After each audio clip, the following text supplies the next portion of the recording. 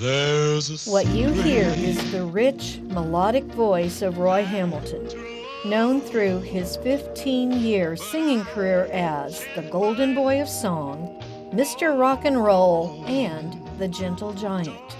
Today, February 16, 2024, Lyles Station Historic School and Museum honors the musical legacy of Roy Hamilton.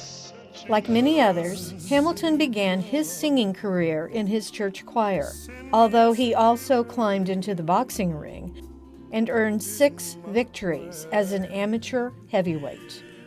In 1948, Hamilton joined the Searchlight Singers, lending his baritone voice to the gospel quartet, before taking on the clubs in New Jersey and New York as a solo performer.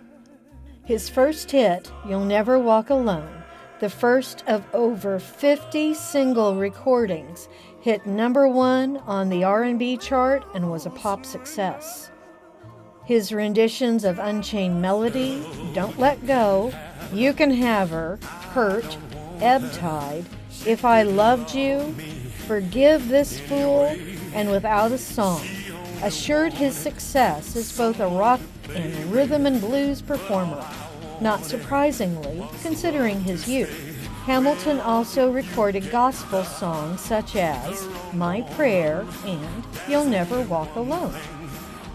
Hamilton explained his musical blend saying, "My style is 50% gospel, 30% popular, and 20% semi-classical with a touch of R&B.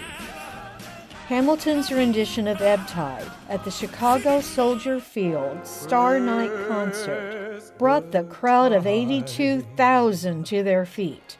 Pretty impressive, since he shared the bill with Perry Como, Sarah Vaughan, and Nat King Cole, who joined in the ovation. Hamilton took his voice on the road, performing all over the world. His tour included Urban Theater's Circuit stage, as well as expensive supper clubs and cocktail lounges. He even appeared in Let's Rock, the 1958 Columbia Pictures movie starring Paul Anka, Della Reese, and Wink Martindale. He appeared as himself performing Here Comes Love.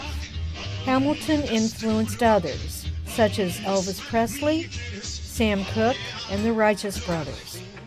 According to Presley's biographer Peter Guralnick, Hamilton was one of Elvis's chief vocal inspirations, and Presley, who emulated Hamilton's operatic style, was one of Roy Hamilton's most devoted admirers. Sadly, he suffered a stroke in 1969, spending over a week in a coma.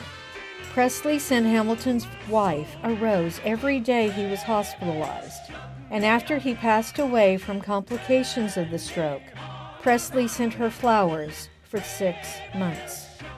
Hamilton was heavily in debt at the time of his death, and his widow had no resort but to ask for financial help with his funeral expenses. Presley then paid his funeral expenses and outstanding medical bills. Condolence messages from Mahalia Jackson, B.B. King, and Presley were read to the mourners at his funeral.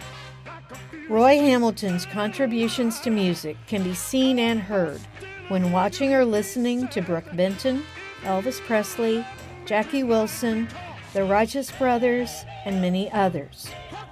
While Hamilton did receive standing ovations during his life, he has been posthumously recognized with an honorary laureate degree from Morris Brown University for his musical legacy and posthumously inducted into the Reflections in Black Museum Hall of Fame, Georgia Music Hall of Fame, and the Hit Parade Hall of Fame.